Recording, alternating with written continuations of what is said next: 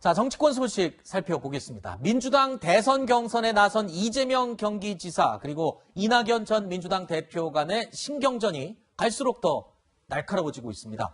백제 발언을 둘러싼 지역주의 공방이 좀 잦아드는가 싶더니 이번에는요. 공직의 성과를 놓고 소와 닭 논쟁이 또 불거졌습니다. 이낙연 후보는 닭 잡는 칼과 소 잡는 칼은 다르다라면서 자신이 이재명 지사보다 비교 우위에 있음을 강조를 했습니다. 이에 이재명 지사 캠프 측에서는요. 소 잡는 칼로 닭도 제대로 못 잡았다라면서 날을 세웠습니다. 자, 여기에서 끝이 아닙니다. 이낙연 전 대표 측에서는 곧바로 이런 반박을 내놨습니다.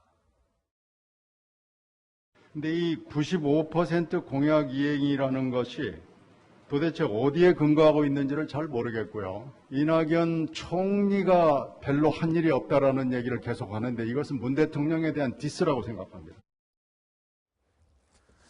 자, 이낙연 전 대표 측의 주장처럼 이 지사 측이 이 이낙연 전 대표의 공과를 저렇게 비판하는 것, 바로 이 문재인 대통령과 함께 일했던 그 총리이기 때문에 결국에는 문 대통령을 비난하는 게 아니냐, 이런 지금 이야기를 하는 논리인데 어떻습니까? 저는 이 네거티브 공세전에 대통령까지 끌어들이는 것은 한마디로 오바라고 생각합니다. 누가 끌어들인 거라는 말씀이시죠? 이낙연 전 대표 측에서 사실 소환했다라고 봐야죠. 네. 물론 총리 재직 시절과 대통령 임기 같이 한 부분이 한 3년 정도 됩니다. 그렇다면 총리로서의 어떤 성과를 냈는지 묻는 질문이 대통령을 정조준했다라고까지 이야기하면서 반박하고 받아치는 것은 네. 사실상 이 공세를 대통령까지 끌어들여서 그 판을 키우려는 의도 그 이상도 이하도 아니라는 생각이 들고 네. 지금 대선은 종전과는 좀 많이 다르게 대통령의 지지율이 40%대 이상이 나오고 있다 보니까 대통령을 건들지 않는다는 가이드라인 내에서 다투는 형국이 되다 보니까 뭔가 대통령을 방어막으로 내세우는 게 아닌가.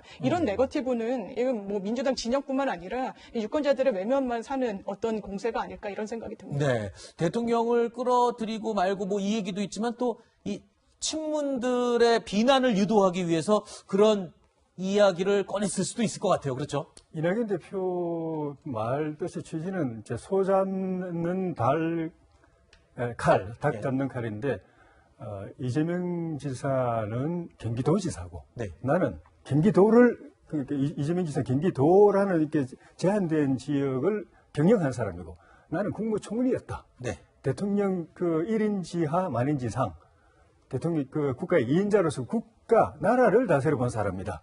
라는 그렇게 이제 그렇죠. 그 비교를 그렇게 했는데 그 이재명 지사 쪽에서는 나라를 다스리면서 뭐 한 일이 뭐 있는데 이 말인데 그 결국 이제 그런 이제 반격을 받을 수밖에 없는 거죠. 총리라는 거는 자기 고유 권한이 있는 게 아니라 헌법상으로도 보면 대통령을 보좌해서 내각을 통할한다 이렇게 돼 있기 때문에 네. 총리가 뭘 일 잘했다고 하면 사실 대통령하고 같이 잘한 거지 대통령은 못했는데 총리가 잘한 예가 역대 없었습니다. 네. 그런 총리도 올해 또 자리 지키지도 못했고 네. 패키지로 가는 건데 할 일 없다고 하니까 결과적으로는 대통령도 별 할 일이 없다 이렇게 역공을 받을 수 있는 소재는 충분하죠. 결국은 친문을 가지고 이낙연 대표 쪽을 계속 같이 끌고 가는 거고 이재명 지사는 친문을 한번 땡겼다가 다시 또 늦췄다가 이런 식으로 이렇게 좀 전략의 차별화가 있는 것 같아요. 네.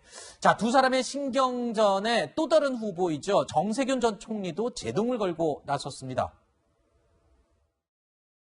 정책이나 정체성이나 도덕성을 검증하고 토론을 하면서 경쟁을 해야지 심한 막말을 내세우면 국민들 보기에 정말 민망하죠. 결국은 민주당이 싸잡아 욕을 먹을 수 있는 거 아닙니까? 왜 칼이 나옵니까? 또 소, 닭도 마찬가지고요. 우리가 사람인지 소, 닭입니까? 자, 들으신 것처럼 정세균 전 총리는요. 두 사람 간의 이 신경전 때문에 민주당까지 실점을 할 수 있다라고 지적을 하고 있는 겁니다.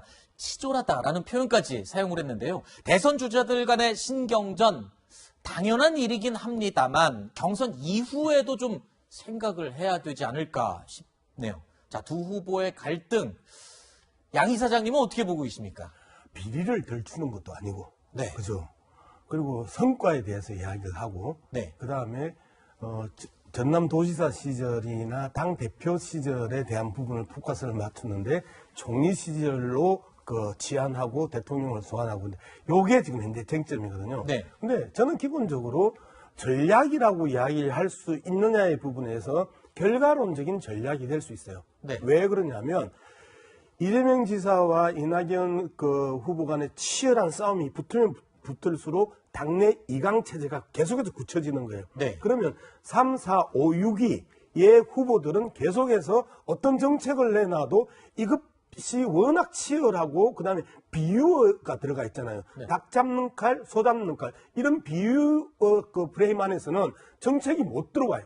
언론도 안 봐줘요. 그렇기 때문에 3위 이하의 후보들은 상당히 불편해지는 거예요. 네. 그런 측면에서 보면 사실상 이강 체제를 구축하는 데 있어서 이낙연 후보의 전략적 프레임이 일정하게 성공하고 있다는 측면이 하나가 있고, 네. 근데 두 번째는 국민들이 저 내용을 보고 짜증을 내거나 네. 힘겨워하는 분들도 계시겠지만 실질적으로 당내 경선의 진행이 되고 있다는 부분에 있어서 흥행, 관심 이런 측면에서 보면 또 상당히 긍정적인 요인들도 있다라는 거예요. 네. 그런 측면에서 보면 일방적으로 네거티브에 대한 비판들보다는 전체 흐름 속에 있어서 지금 우리가 이야기했던 성과와 실적을 놓고 누가 잘했는가, 누가 못했는가 이 부분에 대해서 또 시청자들이 관전 포인트를 두고 볼 수도 있을 거다. 네. 괜찮다고 생각합니다.